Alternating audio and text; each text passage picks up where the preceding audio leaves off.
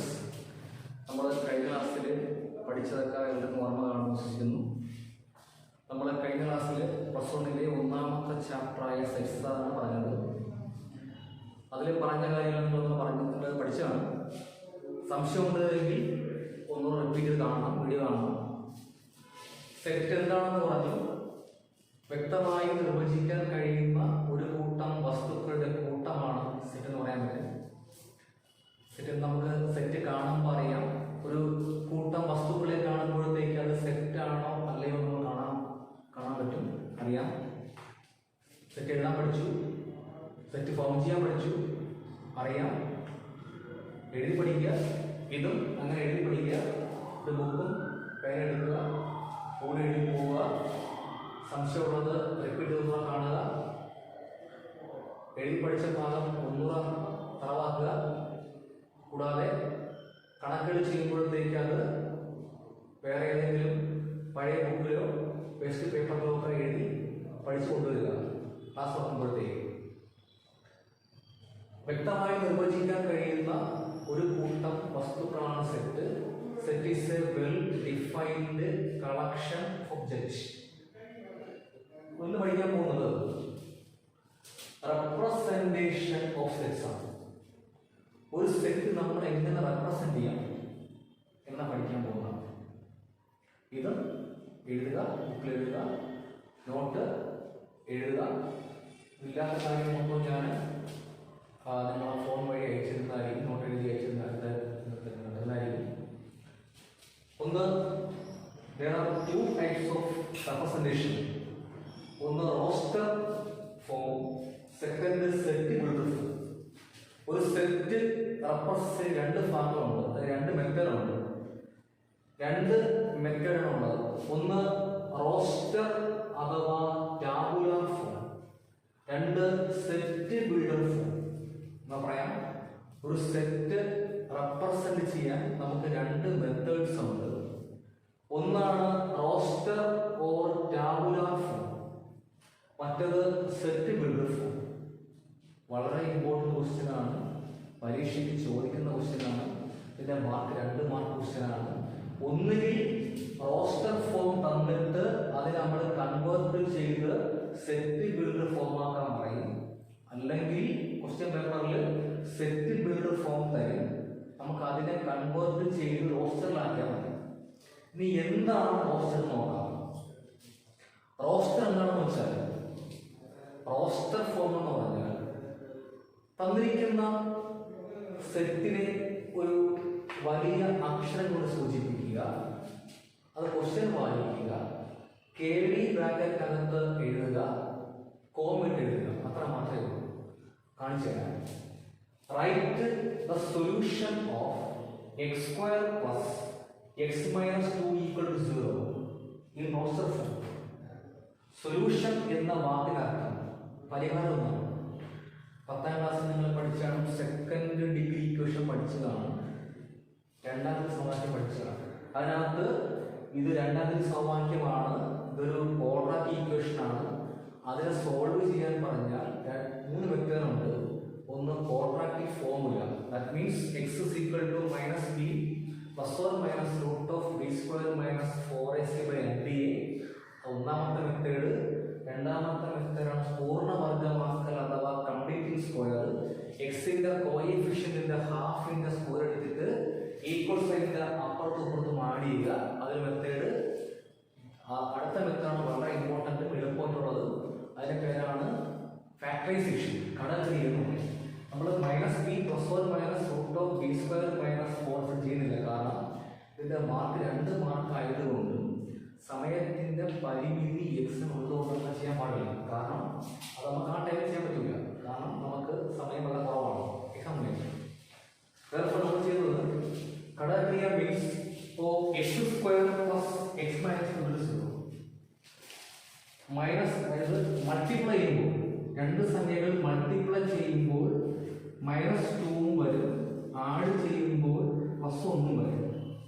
രണ്ട് നമ്പർ, ഏതോ രണ്ട് അൺനോൺ നമ്പർ, നമുക്ക് അറിയാത്ത രണ്ട് നമ്പർ, ഏതോ രണ്ട് നമ്പർ മൾട്ടിപ്ലൈ ചെയ്യുമ്പോൾ -2 വരും, ആഡ് ചെയ്യുമ്പോൾ 1 വരും. ചെയ്യുമ്പോൾ -2 വരും, ആഡ് ചെയ്യുമ്പോൾ 1 വരും. ഏതൊക്കെ നമുക്കറിയാം, ആ നമ്പർ ഏതൊക്കെ നമുക്കറിയാം. അതാണ് രണ്ട് നമ്പർ മൾട്ടിപ്ലൈ ചെയ്യുമ്പോൾ -2ഉം ആഡ് ചെയ്യുമ്പോൾ 1 എന്ന് വെച്ചാൽ ഉറപ്പായിട്ടും അത് 2ഉം -1ഉം ആയിരിക്കും. 2ഉം -1ഉം ഇവിടെ മൾട്ടിപ്ലൈ ചെയ്യുമ്പോൾ -2 എന്ന് കിട്ടും, ആഡ് ചെയ്യുമ്പോൾ +1 കിട്ടും. അതാണ് ഇവിടെ ആക്കിയാൽ. അപ്പോൾ ഇതിനെ എഴുതുമ്പോൾ ഇങ്ങനെ എഴുതാൻ പറ്റും, x+2 ഇൻറ്റു x -1 0 എന്ന് കിട്ടും. ഇതാണ് ഇതിൻ്റെ ഘടകക്രിയ കിട്ടും. നമുക്കിതിൻ്റെ സൊല്യൂഷൻ കണ്ടാൽ മാത്രം മതി. എന്ന് പറയുമ്പോൾ എക്സിന്റെ വില കാണണം. എന്ന് പറയുമ്പോൾ ഇവിടുന്ന് 2 ടൈം = 0 എന്ന് കിട്ടും. അതിനകത്ത് നമുക്ക് പറയാൻ പറ്റും ഒന്നുകിൽ x+2 = 0, അവിടെ നമുക്ക് x = -2 എന്ന് കിട്ടും. അടുത്തത് x - 1 = 0 implies x = 1 എന്ന് കിട്ടും. Therefore, a solution of this equation is x = -2, x = 1. ഈ രണ്ട് സൊല്യൂഷനും കൂടെ ഒരു കേർലി ബ്രാക്കറ്റിനകത്ത് കോമ ഇട്ട് എഴുതിയാൽ അതിന്റെ പേരാണ് roster form. Therefore, roster form of this equation is capital A = set of all -2, 1. This is called roster form. Roster ഫോമൊന്നുമില്ല. ക്വസ്റ്റ്യനിലുള്ള തന്നിരിക്കുന്ന നമ്പറുകൾ ഒരു കേർലി ബ്രാക്കറ്റിനകത്ത് എഴുതിയാൽ മാത്രം മതി. അതിനകത്ത് കോമ ഇടും, റിപ്പീറ്റ് ചെയ്യാൻ പാടില്ല. Therefore, the roster form of this equation is A = set of all -2, 1.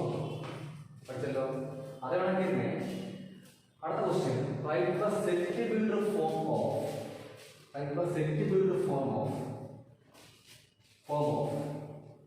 A = set of all A, E, I, O, U.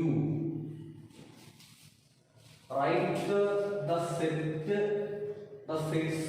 in set builder form. നമുക്കിത് കാണുമ്പോൾ അറിയാം ഇത് എന്ത് ഫോമാണ് നമുക്കറിയാം. ഒരു ക്യാപിറ്റൽ ലെറ്റർ ഉണ്ട്, ഒരു സെറ്റിനകത്ത് കുറച്ച് ലെറ്റേഴ്സുകളുണ്ട്, ഉറപ്പായിട്ടും ഇത് റോസ്റ്റർ ഫോം ആയിരിക്കും. ഈ റോസ്റ്റർ ഫോമിൽ നമ്മൾ എങ്ങനെയാണ് സെറ്റ് ബിൽഡ് ഫോമാക്കി മാറ്റുന്നത്? ഒന്നുമില്ല. ഏതാണോ ലെറ്റർ ആദ്യം ചെയ്യേണ്ടത് A = set of all. നമുക്കാണ് പറയാം ഈ A, E, I, O എന്ന് വെച്ചാൽ ഇംഗ്ലീഷ് ആൽഫബറ്റ് വവൽസ് ആണ്.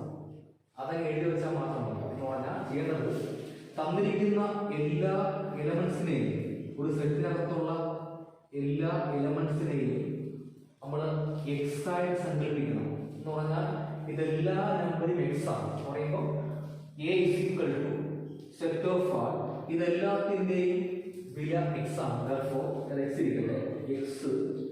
ഇനി നമ്മൾ എക്സ് ഡിഫൈൻ ചെയ്യാൻ പോവുകയും എക്സ് ഡിഫൈൻ ചെയ്യാൻ പറഞ്ഞാൽ എക്സ് നമുക്കറിയാം is called such that A = set of all x such that നമ്മൾ ആദ്യം ചെയ്യേണ്ടത് A, E, I, O നമ്മൾ എക്സ് സങ്കല്പിക്കുക, ആ എക്സ് എഴുതുക. നമ്മൾ എക്സ് ഡിഫൈൻ ചെയ്യാൻ പോവുകയും എക്സ് എഴുതി കഴിഞ്ഞാൽ ഡിഫൈൻ ചെയ്യാം.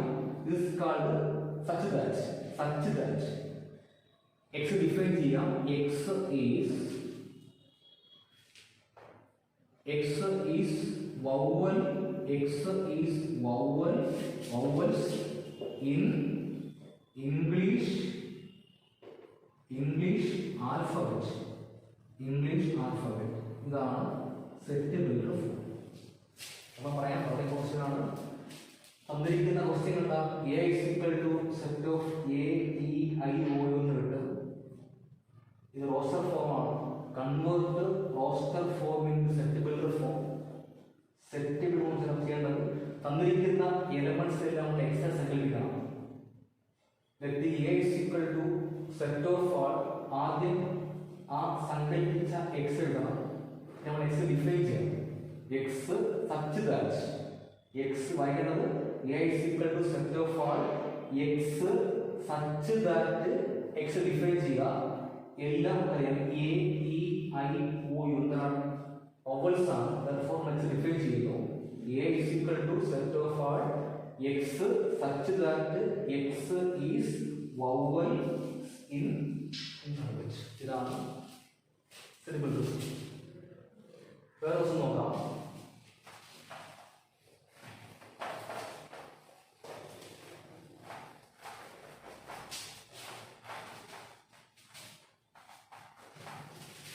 ഓപ്ഷൻ ഫോമിൽ നിന്ന് സെറ്റ് ബിൽഡെന്ന് പറയാം.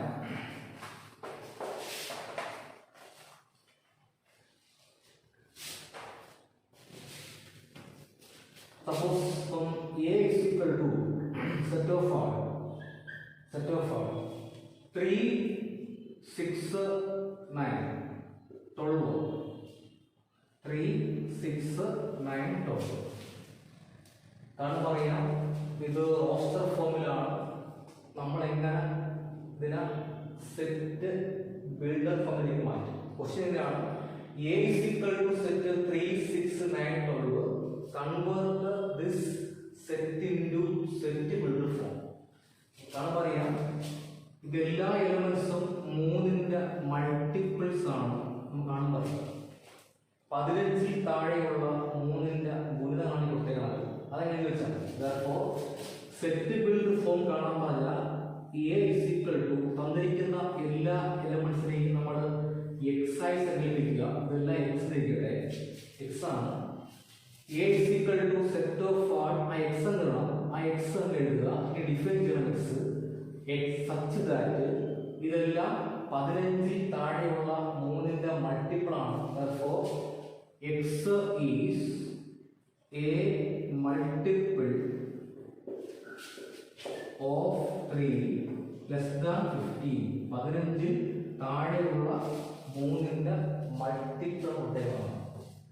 3, 6, 9, 12. This is called set builder form. Okay. Other question.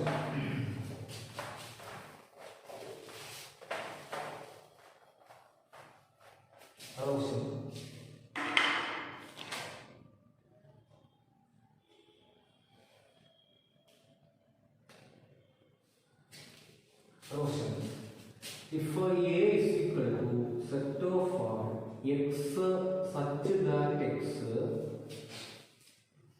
is a letter of the word, letter of the word mathematics.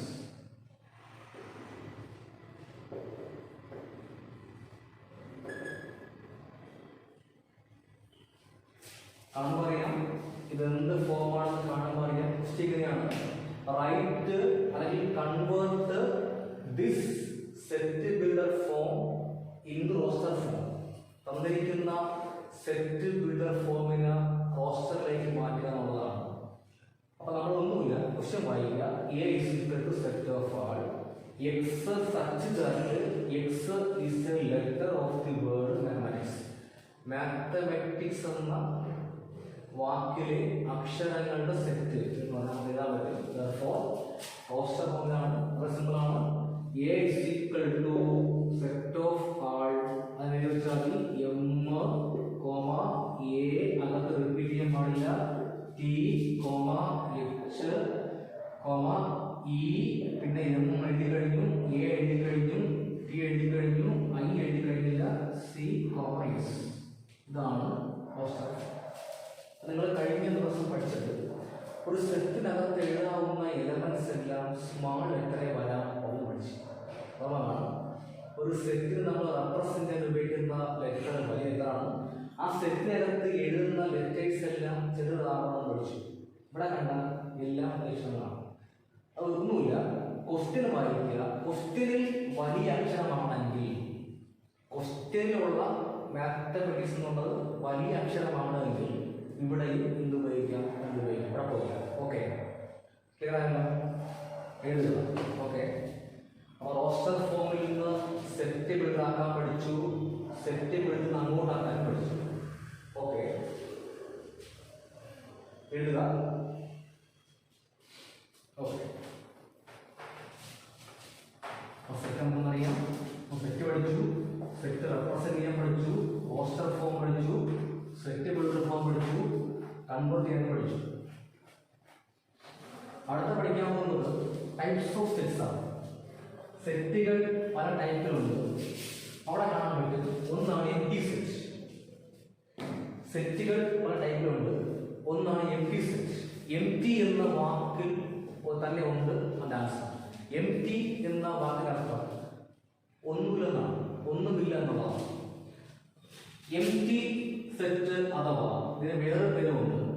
Empty set അല്ലെങ്കിൽ വോയിഡ് എന്ന് പറയാം. വോയിഡ് അല്ലെങ്കിൽ ഒന്നുണ്ട് നൾ എന്ന് പറയും. നൾ. അപ്പോൾ എംപ്റ്റി സെറ്റ് അഥവാ വോയിഡ് സെറ്റ്, വോയിഡ് അല്ലെങ്കിൽ നൾ സെറ്റ് എന്ന് പറയും. അപ്പൊ ഞാൻ പറയുകയാണ്, ആറ്റിങ്ങൽ ഗേൾസ് സ്കൂളിലെ 10ാം ക്ലാസ്സിലെ ബോയ്സിന്റെ എണ്ണം എന്ന് നമുക്ക് ഒരിക്കലും പറയാൻ പറ്റില്ല.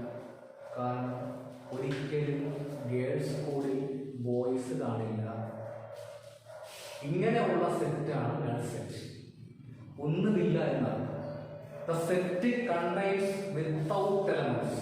ഒരു സെറ്റിനകത്ത് ഒരു എലമെന്റും ഇല്ല എങ്കിൽ അതിനെ വിളിക്കുന്ന പേരാണ് എംപ്റ്റി ഓർ വോയിഡ് അല്ലെങ്കിൽ നൾ സെറ്റ്. ഒന്ന് പറയാം, A set contains without elements. ഒരു സെറ്റിനകത്ത് ഒരു എലമെന്റും അല്ലെങ്കിൽ ഒറ്റ ഒബ്ജക്ട്സും ഇല്ല എങ്കിൽ അതിനെ വിളിക്കുന്ന പേരാണ് എംപ്റ്റി അഥവാ വോയിഡ് സെറ്റ്. അതിനുള്ള കറക്റ്റ് എക്സാമ്പിൾ ആണ് ഒരു ഗേൾസ് സ്കൂളിലെ ബോയുടെ. നമുക്ക് എല്ലാ സമയത്തും ഇങ്ങനെ വിളിക്കാൻ പറ്റില്ല. എംപ്റ്റി എന്നോ നള്ളെന്നോ പേടെന്നോ എപ്പോഴും വിളിക്കാൻ പറ്റില്ല. അപ്പൊ അതിന് ചിഹ്നമുണ്ട്. നിങ്ങൾ എവിടെയെങ്കിലും ഇങ്ങനെ ചിഹ്നം കണ്ടാൽ ഇതാണ് നൾ സെറ്റ് ചിഹ്നം. ഇതിനെ വായിക്കേണ്ടത് ഫൈ എന്ന് വായിക്കും. ഫൈ. ഇതാണ് നൾ സെറ്റ് ചിഹ്നം. എവിടെയെങ്കിലും കണ്ടെന്ന് പറയാൻ പറ്റും, ഇത് നൾ സെറ്റാണ്, നൾ സെറ്റ്. അഥവാ ഇങ്ങനെ പഠിക്കാൻ ബുദ്ധിമുട്ടാണ് എങ്കിൽ വേറെ ഒരു സെറ്റും കൂടെ, ഒരു സിമ്പിൾ കൂടെ ഉണ്ട്. Null set. A set consist of without elements. ഒരു സെറ്റിനകത്ത് ഒരു എലമെന്റ് ഇല്ല എങ്കിൽ എംപ്റ്റി അല്ലെങ്കിൽ നൾ അല്ലെങ്കിൽ void set. Symbolically null set is denoted by the letter. ഇങ്ങനെ പറയാം, ഇങ്ങനെ പറയാം. പഠിച്ചല്ലോ. അപ്പൊ അത് വരുന്നു. അടുത്തതാണ് രണ്ടാമത്തെ set, finite or infinite. Finite or അല്ല, and infinite. Finite or infinite set. കൂടെ എഴുതി പോവുക. ഒന്നാമത്തെ ആണ് എംപ്റ്റി സെറ്റ് പറയാൻ പറ്റും. എംപ്റ്റി സെറ്റ് എന്താണ്? ഒരു സെറ്റിനകത്ത് ഒരു എലമെന്റും ഇല്ല എങ്കിൽ അതിനെ വിളിക്കുന്ന പേരാണ് എംപ്റ്റി അഥവാ നൾ സെറ്റ് എന്ന് വിളിക്കും. സിമ്പിളാണ്, ഫൈ അഥവാ നൾ സെറ്റ്. അടുത്തത് ഫൈനൈറ്റ് ആൻഡ് ഇൻഫൈനൈറ്റ് സെറ്റ്. വളരെ ഇമ്പോർട്ടൻ്റ് ആണ്. ഫൈനൈറ്റ് എന്ന വാക്ക് ഉദ്ദേശിക്കുന്നത് A set which contains, A set which is empty. ഒരു സെറ്റ് എംപ്റ്റിയോ അതിനകത്ത് നമുക്ക് എണ്ണി തിട്ടപ്പെടുത്താൻ കഴിയുന്ന നമ്പറോ ഉണ്ട് എങ്കിൽ എന്താ പറയാം, ഒരു സെറ്റ് ഫൈനൈറ്റ് സെറ്റ് ആണെന്ന് പറയണമെങ്കിൽ ആ സെറ്റിനകത്ത് ഒന്നുകിൽ ഒന്നും കാണാൻ പാടില്ല, അല്ലെങ്കിൽ നമുക്ക് എണ്ണി തിട്ടപ്പെടുത്താൻ കഴിയുന്നതാണ്. ഇപ്പൊ ഞാൻ പറയുകയും 10ൽ താഴെയുള്ള ഇരട്ടസംഖ്യകൾ എന്ന സെറ്റാണ് നമുക്ക് എണ്ണാൻ പറ്റും. അതാണ് ഈ സാധനം. അതർവൈസ് അതല്ല എങ്കിൽ എന്തായിരിക്കും? അതല്ല എങ്കിൽ ഇതായിരിക്കും. മനസ്സിലായ? അപ്പം A set is called finite set. ഒരു സെറ്റ് ഫൈനൈറ്റ് ആണെന്ന് പറയണമെങ്കിൽ ആ സെറ്റിനകത്ത് ഒന്നുകിൽ ഒന്ന് കാണാൻ പാടില്ല, അല്ലെങ്കിൽ നമുക്ക് എണ്ണാൻ പറ്റുന്ന നമ്പറാണ്. A set which is empty or consists of definite number of elements is called finite or infinite. ഉദാഹരണമായി പറയുകയാണെങ്കിൽ A is equal to set of all A E I O U. This is called finite set. നമുക്ക് count ചെയ്യാൻ പറ്റുന്നില്ല. Okay, അത് പഠിച്ചു കഴിഞ്ഞു. അടുത്തതാണ് equal set. Equal set രണ്ട് സെറ്റ് ഈക്വൽ ആണെന്ന് പറയണമെങ്കിൽ രണ്ട് സെറ്റ് ഈക്വൽ ആണെന്ന് പറയണമെങ്കിൽ ആ രണ്ട് സെറ്റിനകത്തുമുള്ള എലമെന്റ്സ് ഈക്വൽ ആണ്. ഈക്വൽ ആയ മാത്രം പറയാം, രണ്ടും സെയിം ആയിരിക്കില്ല. For example, A is equal to set 1 2 3 4. A is equal to set 1 2 3 4. B is equal to set 2 3 1 4. 2 3 1 4. C is equal to set 5 6 7 8. ഇവിടെ സെറ്റ് 3 ഉണ്ട്. ഒന്ന് A is equal to set 1 2 3 4. B equal to set 2 3 1 4. C equal to set 5 6 7 8. ഇതിൽ ഏതാണ് equal set ആണ്?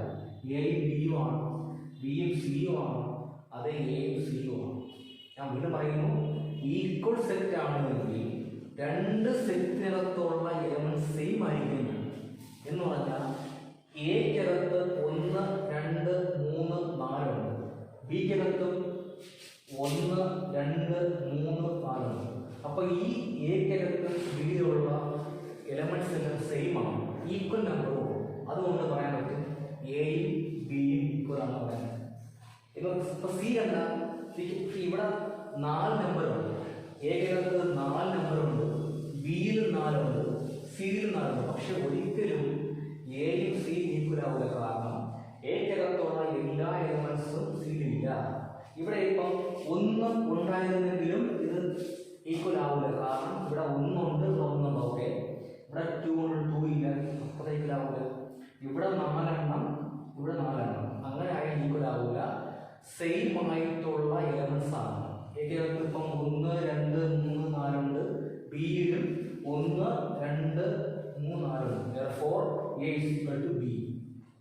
ബിയും സിയും equal ആവില്ല. കാരണം ബിയിൽ 2 ഉണ്ട്, ഇവിടെ 2 ഇല്ല, അത് കാരണം. അപ്പോൾ രണ്ട് സെറ്റുകൾ ഈക്വൽ ആണെന്ന് പറയണമെങ്കിൽ ആ സെറ്റിനകത്തുള്ള എലമെന്റ്സ് എല്ലാം സെയിം ആയിരിക്കും. ഇതിനകത്ത് 1 2 3 4 ഉണ്ട്, ബിയിൽ 2 3 1 4. therefore all elements of A is also present in B. therefore A equal to B. Okay, അപ്പം സെറ്റുകൾ ഇനി പഠിക്കാനുണ്ട്. പ്രധാനപ്പെട്ട സെറ്റാണ് ഒന്ന് empty set. Empty set means A set contains without elements. ഒരു സെറ്റിനകത്ത് ഒരു എലമെന്റ് പോലും ഇല്ല എങ്കിൽ that is called empty or void or null set. The symbol is phi or null set. അടുത്തത് finite and infinite set. A set which is empty or contains definite number of elements. ഒരു സെറ്റിനകത്ത് ഒന്നുകിൽ ഒന്നും കാണാൻ പാടില്ല, ഒന്നുകിൽ സെറ്റിനകത്ത് ഒന്നും കാണാൻ പാടില്ല, അല്ലെങ്കിൽ നമുക്ക് എണ്ണി തിട്ടപ്പെടുത്താൻ കഴിയുന്ന നമ്പർ ഓഫ് എലമെന്റ്സ് ഉണ്ട് എങ്കിൽ അതിനെ വിളിക്കുന്ന പേരാണ് ഫൈനൈറ്റ്. അതല്ല എങ്കിൽ it is called infinite set.